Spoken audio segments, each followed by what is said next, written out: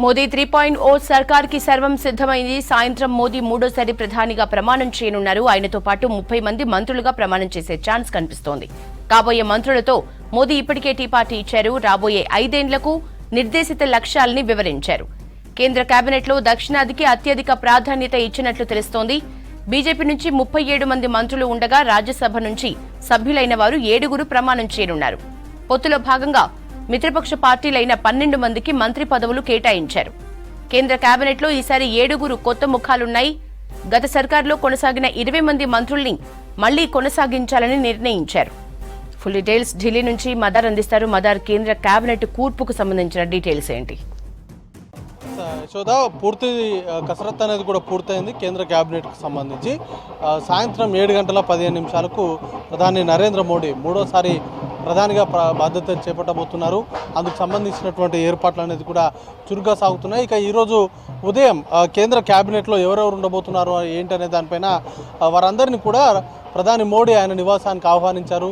తినేటి విందు అనేది కూడా కొత్తగా ప్రమాణ స్వీకారం చేపట్టేటువంటి కేంద్ర మంత్రులకు అందరికీ కూడా ఆయన విందులో పాల్గొన్నారు.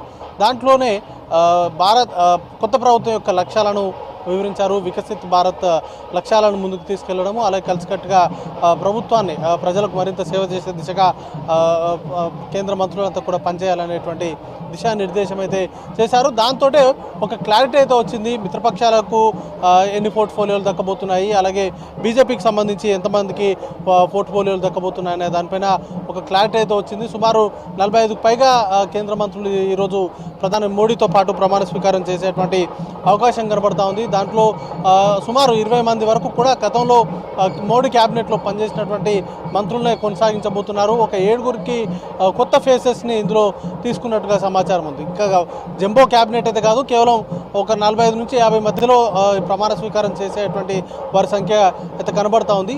ఇదే మిత్రపక్షాలకు ఈసారి కొంత ప్రాధాన్యత అయితే ఎక్కువగా ఇచ్చారు. గతంతో పోలిస్తే దక్షిణాది రాష్ట్రాలకు సంబంధించిన మంత్రుల సంఖ్య అనేది కూడా ఈసారి కొంత మెరుగ్గానే ఉంది. గతంలో సౌత్ రాష్ట్రాలకు సంబంధించి కొంత తక్కువగా మోడీ క్యాబినెట్లో ప్రాతినిధ్యం అనేది ఉండుండే.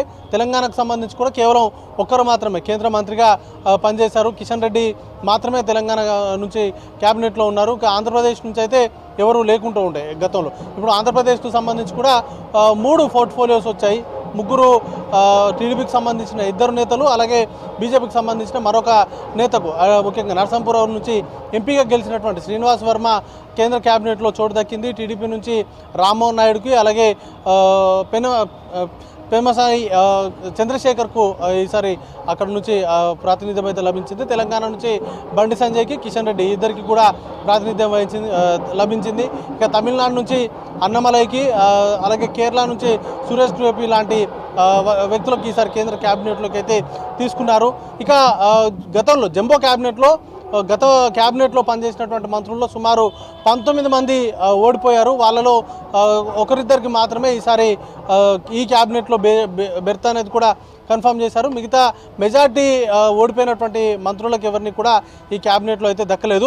ఇక సీనియర్లుగా మొదటి నుండి ఉన్నటువంటి ఒక 20 మంది వరకు కూడా గత క్యాబినెట్లో ఉన్నటువంటి మంత్రుల్ని ఈసారి కూడా కొనసాగిస్తున్నారు. దాంట్లో ప్రముఖంగా నితిన్ గడ్కరీ, అమిత్ షా, మన్సుఖ్ మాండవీయ కావచ్చు, అలాగే అశ్విని వైష్ణవ్, పీయూష్ గోయల్, నితిన్ గడ్కరీ, హర్దీప్ సింగ్ పూరి, రాజ్నాథ్ సింగ్, జ్యోతిరాదిత్య సింధియా, కిరణ్ రిజిజు, గిరిరాజ్ సింగ్, జయంత్ చౌదరి లాంటి వ్యక్తులకు వారిని కూడా కేంద్ర మంత్రులుగా అయితే ప్రస్తుతానికైతే కొనసాగుతూ ఉన్నారు. ఇంకా పూర్తి స్థాయిలో పోర్ట్ఫోలియోలకు సంబంధించి ప్రమాణ స్వీకారం చేసిన తర్వాత ఎవరెవరికి ఏ పోర్ట్ఫోలియోలు దక్కబోతున్నాయనే దానిపైన ఒక క్లారిటీ అయితే రాబోతూ ఉంది.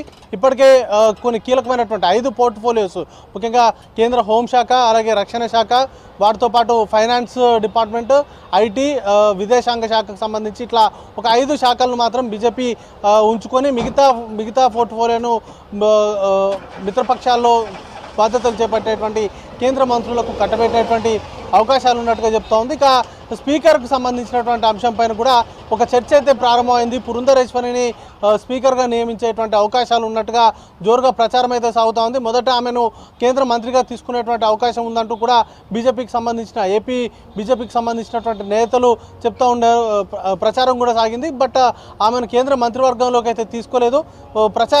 స్పీకర్గా లోక్సభకు సంబంధించిన స్పీకర్గా ఆమెకు బాధ్యతలు అప్పగించేటువంటి అవకాశాలు ఉన్నట్టుగా అయితే జోరుగా ప్రచారం సాగుతోంది. 15వ తారీఖు నుంచి పార్లమెంట్ సమావేశాలు ప్రారంభమవుతాయి. ప్రారంభమైన తర్వాత ఈ ఎంపీలకు సంబంధించినటువంటి ప్రమాణ స్వీకారం చేసిన తర్వాత స్పీకర్కు సంబంధించినటువంటి ఎన్నిక అనేది కూడా ఉంటుంది. కాబట్టి ఆలోపు ఒక క్లారిటీ అయితే వచ్చేటువంటి అవకాశం ఉంది. ఇక ఈ రోజుకు సంబంధించి కేంద్ర మంత్రులు ప్రధాని నరేంద్ర మోడీ ప్రమాణ స్వీకారం చేస్తారు. వారికి సంబంధించినటువంటి ఆ తర్వాత పోర్ట్ఫోలియోలకు సంబంధించినటువంటి కేటాయింపులు అనేది కూడా ఉంటాయి. యశోద.